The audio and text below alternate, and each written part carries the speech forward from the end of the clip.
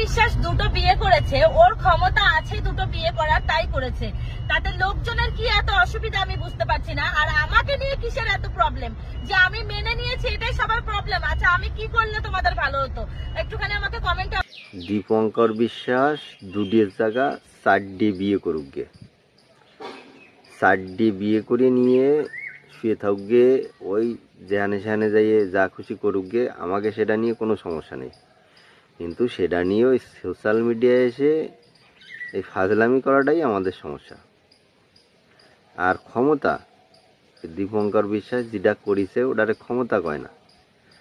ক্ষমতা কয় হচ্ছে একটা মোটামুটি দেখতে খুব একটা ভালো না সেরকম একটা ছেলে যদি একটা সুন্দরী ইয়াং মেয়েকে নিয়ে আসে, মানে তার আগে পরে বিয়ে হয় নাই, নিয়ে আসতে পারে, সেটারে হচ্ছে মোটামুটি ক্ষমতা বলা যেতে পারে। আর দীপঙ্কর বিশ্বাস যেটা করিছে ওটারে ক্ষমতা কই না, বুঝছো? কারণ ও তো সবই সেকেন্ড হ্যান্ডটা নিয়ে আসে, ওটারে ক্ষমতা কয় না। ওরম লোকের বউটি যদি বাগায় নিয়ে আসার ক্ষমতা কয়, ওর তো সুন্দরী সুন্দরী বাগায় নিয়ে আসার ক্ষমতা আমাকেও আছে, বুঝছো? তা ওটারে ক্ষমতা কয় না, আর ওটারে ক্ষমতা কইও না তুমি। আর তুমি আর কি কবা, তোমার কিছু করার নাই, কারণ তোমারও মনে হয় তো গুলাগানি রয়েছে, ওই জন্য তুমি কিছু করতে পারবে না, অতএব তোমার কিছু ক্ষতিও হবে না।